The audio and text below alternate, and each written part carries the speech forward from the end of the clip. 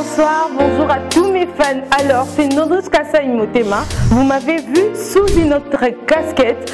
Aujourd'hui et maintenant, je reviens en force avec une nouvelle émission, Nodrish reçoit. Cette émission qui va te divertir, qui va t'informer, qui reçoit pour vous les artistes musiciens, comédiens et j'en passe. Donc, abonnez-vous très massivement à notre page Facebook vitrineinfo.net, mais également à notre page YouTube Vitrine Info TV pour ne rien rater. Alors portez-vous bien. Bisous.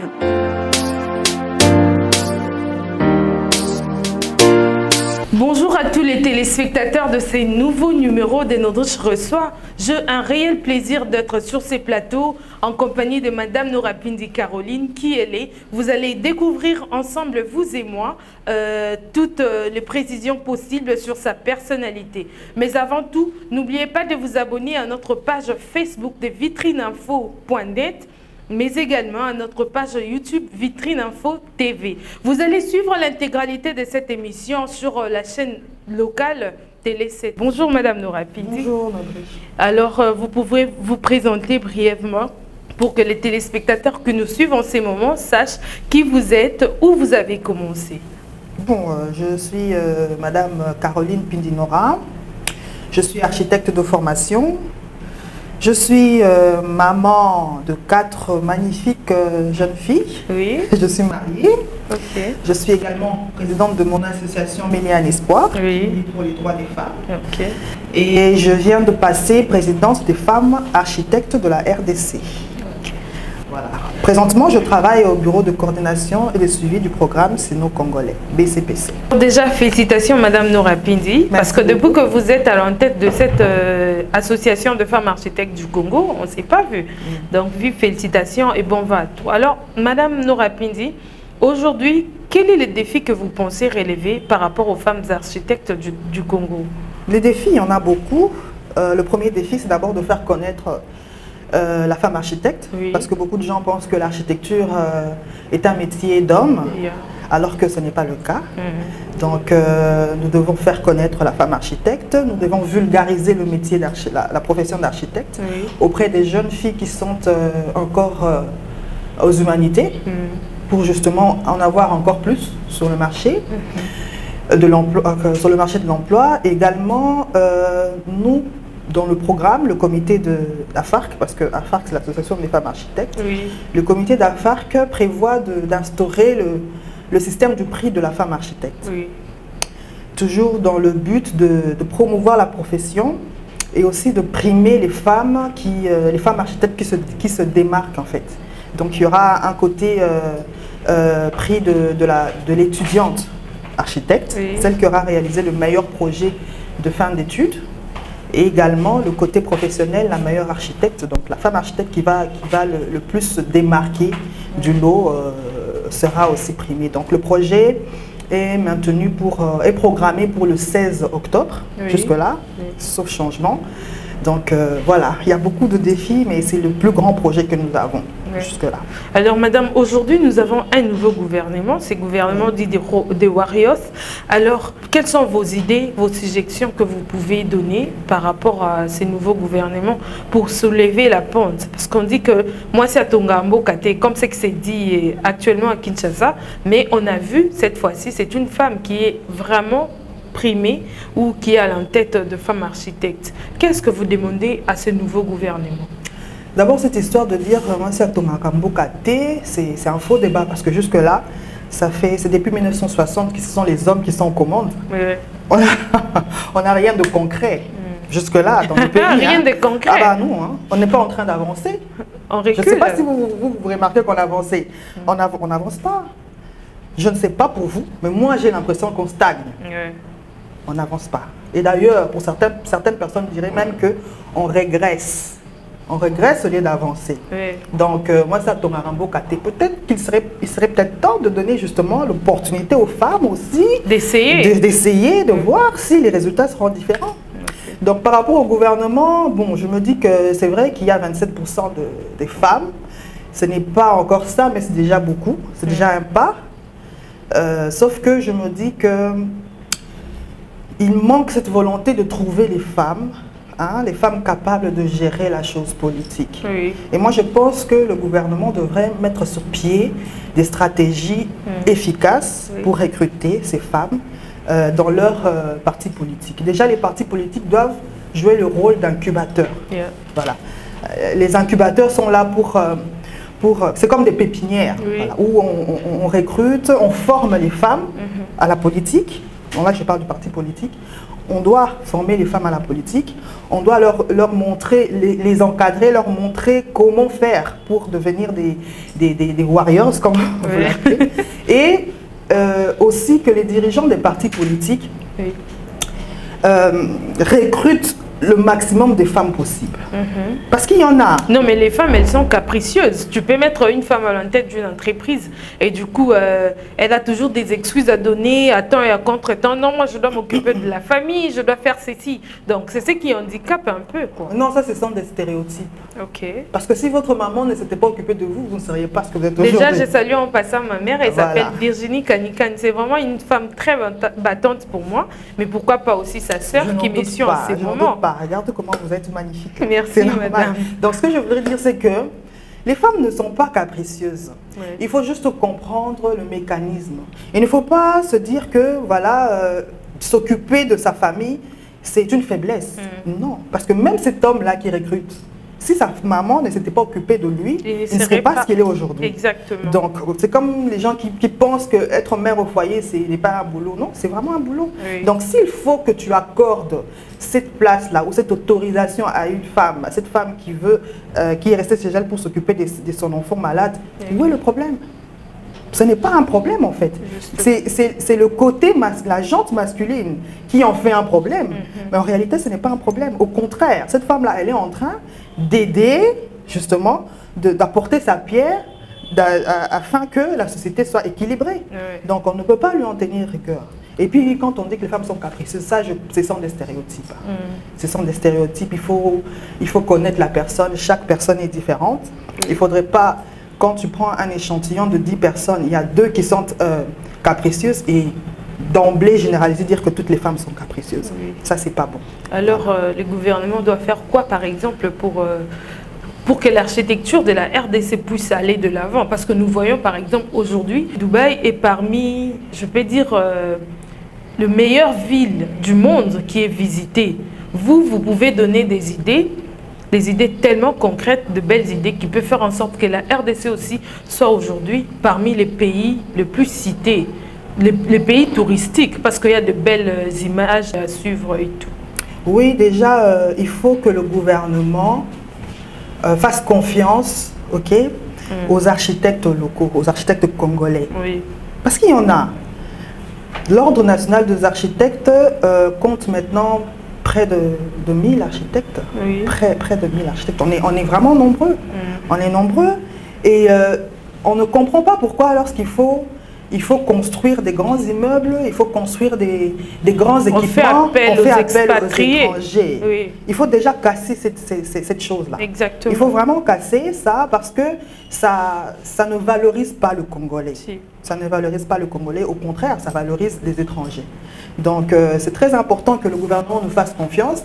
Et pour nous faire confiance aussi, il faut que le gouvernement paye correctement les professeurs d'université. Il faut qu'ils les mettent dans les meilleures conditions pour qu'ils puissent dispenser correctement les cours.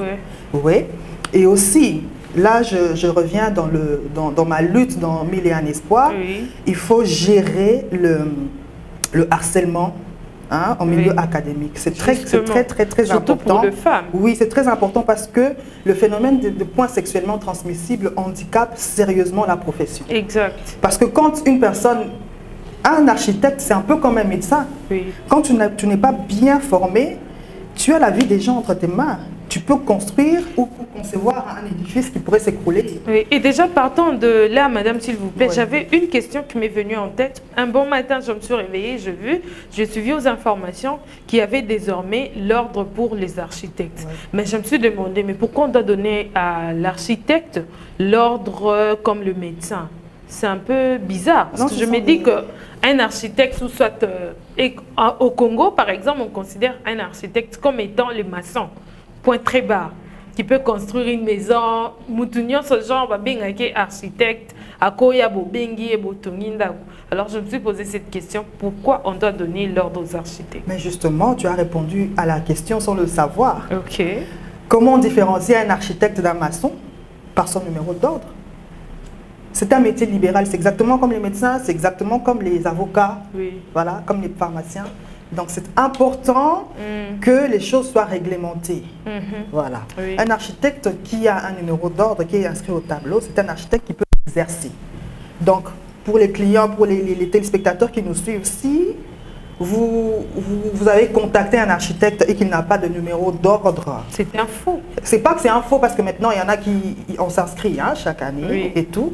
Mais il faut exiger en fait que la personne vous montre que l'architecte vous montre son numéro d'ordre, qu'il soit inscrit au tableau, ok, oui. de numéro d'ordre de l'ONA, voilà, oui. De l'ONA, comme on dit, l'Ordre national des architectes. Okay. C'est très important, ça vous permet de vous protéger aussi et ça nous protège nous par rapport à la profession. Oui. Voilà. Madame, alors vous êtes présidente de l'ONG Mille et un Espoirs aussi, oui. Mais également présidente de Femmes Architectes du Congo. Vous ne voyez pas qu'il y aura peut-être conflit entre vos deux rôles? Non, pas du tout. Cette question, elle revient toujours.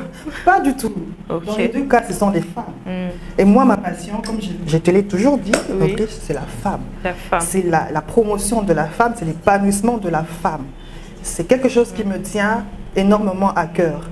Donc, la charité bien ordonnée commence par soi-même, n'est-ce pas? Puisque la charité bien ordonnée commence par soi-même, moi qui suis architecte, quoi de plus normal que d'encadrer les femmes architectes? Donc, il n'y aura pas de conflit d'intérêt parce qu'il s'agit des femmes et il s'agit d'une profession dans laquelle j'évolue. Donc, il n'y a pas de conflit d'intérêt possible. Alors, pour cette première expérience en tant que femme, pensez-vous que vous serez à mesure de relever cette pente? Bien sûr. Pourquoi pas? En ayant quoi comme moyen mis en œuvre, par exemple? Bon, déjà, l'ONA. Donc, la FARC, il faut bien comprendre les choses. La FARC est une sous-branche de l'ONA. Oui. Donc, en tant qu'architecte, nous faisons tous partie de la confrérie, c'est-à-dire de la corporation, oui. De l'Ordre national des architectes. Maintenant, l'association des femmes architectes, c'est une sous-branche de l'ONA, donc de l'Ordre national des architectes. Okay. Et les moyens, d'abord on a des cotisations. On a des cotisations mensuelles. Oui. Il n'y a pas que les cotisations mensuelles, il y a aussi des dons et legs qui viennent des mécènes, qui viennent des... On a aussi notre agrément au niveau de l'ONA, justement. Hein? Donc, on va fonctionner comme ça. Et quand on a des projets, on écrit, on peut écrire au ministère du genre, puisque nous sommes des femmes. On écrit à certains organismes internationaux, ONU Femmes. On écrit, donc voilà, c'est comme ça qu'on évolue.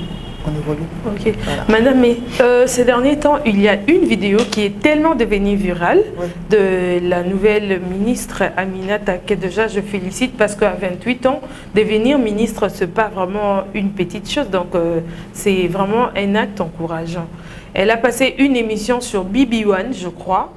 Et cette vidéo est devenue virale. Je ne sais pas moi s'il faudrait mesurer la quantité ou la qualité de l'intelligence, de la diction de la femme congolaise en se basant sur la diction. Je ne sais pas. Quelle est votre impression par rapport à cette vidéo qui aujourd'hui ne laisse pas libre la toile? Moi, je suis choquée de voir comment les gens peuvent être méchants. Oui. Cette femme que je félicite, oui. La ministre Aminata, vraiment je félicite parce que étant jeune, oui. Elle est arrivée à se positionner comme ça dans la politique. Ça, c'est quelque chose que j'encourage beaucoup oui. Et que je respecte. Et en tant que femme, je ne peux que la soutenir parce oui. Qu'on n'est pas nombreuses là-bas. Exactement. Et voir des gens qui la lapident comme ça, moi, ça me choque, rien qu'à cause du français. Oui. Il y a des gens qui parlent très bien français, mais qui n'ont pas atteint ces niveaux. Qui sont des tonneaux vides. Moi, je donne l'exemple de là où je travaille. J'ai vu des gens parler très bien français, mais qui ne savaient pas négocier des contrats, par exemple. Okay. Qui ne savaient pas rédiger un business plan. Qui ne savaient pas même rédiger un rapport. Ça n'a rien à voir. Et puis, quand j'ai regardé cette vidéo, j'ai visionné, oui. Je ne sais pas quand les gens disent qu'elle a commis des fautes. De fautes, des dictions. Surtout, il y a En plus, moi, ça m'étonne de voir que même les femmes... Aujourd'hui, nous sommes en train de marteler pour que la femme soit prônée, pour que la femme puisse avoir au moins l'espace libre de parler comme ça devant les hommes. Mais il y a de ces femmes-là qui n'arrêtent même pas de divulguer cette vidéo. Je ne sais pas sur base de quel plan. C'est l'aigreur. Je pense que les gens sont aigris et les gens n'acceptent pas les bonheurs des autres. Bien sûr. Voilà, les haters, comme on appelle en anglais. Oui. Et ça, c'est vraiment dommage. C'est dommage. Et moi, je dis la force la plus forte, si je peux me répéter, c'est une tautologie, c'est la sororité. Le jour où les femmes comprendront que c'est en restant unies qu'on va avancer, qu'on avancera, je suis sûre que les choses dans le monde entier, je dis bien, je pèse mes mots, dans le monde entier, changeront. Je suis sûre que les choses dans le monde entier changeront. Mais déjà, de base, les femmes ne se soutiennent pas. Les femmes, nous sommes toujours là à critiquer. Non, elle est mal habillée, elle a fait ceci, elle a fait cela. C'est dommage parce que ce sont des choses qu'il faut bannir. Bien sûr. Il faut totalement bannir. Parce que moi, c'est ce que je prône. À chaque fois que je vois une femme qui est en difficulté et que je suis dans une position de pouvoir l'aider, je le fais. Bien sûr. Je ne me sens pas directement agressée lorsque je vois une autre femme. Non. Quand cette femme-là, elle a beaucoup plus de mérite ou, je ne sais pas moi, elle a un peu plus d'argent ou ça ne peut que faire ma fierté parce que je me dis, voilà, il y a l'une d'entre nous qui est en train de réussir, qui est en train d'évoluer. Et moi, quand je vois ça, j'encourage. Et celles qui n'arrivent pas à évoluer, qu'est-ce que je fais? Je les aide du mieux que je peux à pouvoir évoluer. Voilà pourquoi vous avez cette ONG Millénaire Tout à fait, tout à fait. C'est une façon pour moi d'aider, vraiment d'encadrer les femmes. Et je pense, pour ma part, je suis convaincue que les violences faites aux femmes sont un frein, mais alors un très grand frein à l'épanouissement de la femme. Et lorsque la femme n'est pas épanouie, la société n'est pas équilibrée. Alors déjà, en 2023, ça sera les élections. Avez-vous pensé à mettre une pierre déjà d'avance pour prendre part, je ne sais pas moi, en tant que députée, ministre, pourquoi pas présidente? Parce qu'en RDC, je ne crois pas qu'on a déjà eu de présidente. 2023. Oui, c'est dans pas longtemps. Bon, je laisse Dieu. Ok, c'est lui le seul maître. Voilà. D'accord. Voilà. Moi, je fais ma part et je laisse Dieu faire la sienne. Ok. Déjà, c'est un réel plaisir pour moi de partager avec vous sur ces beaux plateaux de Vitrine Info. Je ne crois pas que ça sera pour vous une dernière fois. Alors, un mot de la fin, Madame Noura Pindi. Oui, je te remercie d'abord, Nodriche, et puis je remercie le plateau Vitrine Info, voilà, de m'avoir donné l'opportunité de m'exprimer aujourd'hui. Et j'invite vraiment toutes les femmes congolaises à rester unies, à être d'abord unies et à le rester. C'est très important. Nous devons comprendre que la raison d'être de l'homme ici sur Terre, c'est être amour. Bien sûr. Et quand je dis être amour, c'est vraiment l'amour sincère. Parce que Dieu aussi a recommandé dans la Bible d'aimer vous les uns les autres. Tout à fait. Il faut vraiment qu'on essaie de se souder, de se serrer les coudes entre femmes pour qu'on arrive à évoluer. C'est très, très important. Mettons de côté les rivalités, les petites jalousies là, ça ne sert à rien. Et ça agit comme un effet de pesanteur sur nous. Et ça nous empêche d'évoluer. Vraiment, essayons de faire cet effort-là. Merci beaucoup.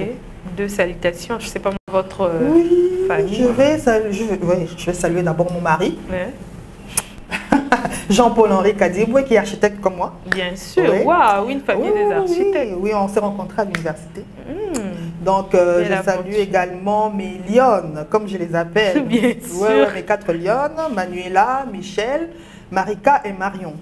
Donc, maman vous fait des gros bisous. Et voilà, je salue ma maman, mes soeurs, tout le monde. Et j'embrasse tous les membres de MIES, Millénaire Espoir, ainsi que tous les membres de AFARC, Association des femmes architectes. Voilà. Voilà, chers téléspectateurs, c'était là la présidente de Millénaire Espoir et aussi aujourd'hui elle est nommée présidente de femmes architectes du Congo. C'était Nodriche Kassai au micro de Vitrine Info, ces beaux plateaux. Vous n'allez pas oublier, j'espère, de vous abonner à notre page Facebook vitrineinfo.net et aussi YouTube, Vitrine Info TV. Cette émission, je vous l'avais bien annoncé dès le départ que vous allez suivre l'intégralité sur nos chaînes partenaires, par exemple Télé 7, Univers Groupe de la Foi TV. Alors, je salue la grande famille de Vitrine Info TV en commençant par mon RC, Cyprien Indy, alors Régie Kanzonzi et toute la grande équipe. Joël Fatalis, je t'ai à cœur, je t'ai salue. La grande famille Kasai, Ingongo, Ronald Kidushi, mon DG. Vous allez retrouver l'intégralité de cette émission sur nos différentes plateformes et aussi Télé 7. Portez-vous bien, la grande lectora Marie, Reine des Apôtres. À suivre. Bonjour, bonsoir, bonjour à tous mes fans. Alors, c'est Nodriche Kasai Motema. Vous m'avez vu sous une autre casquette. Aujourd'hui et maintenant, je reviens en force avec une nouvelle émission, Nodriche reçoit. Cette émission qui va te divertir, qui va t'informer, qui reçoit pour vous les artistes musiciens, comédiens et j'en passe. Donc, abonnez-vous très massivement à notre page Facebook vitrineinfo.net, mais également à notre page YouTube Vitrine Info TV pour ne rien rater. Alors portez-vous bien. Bisous.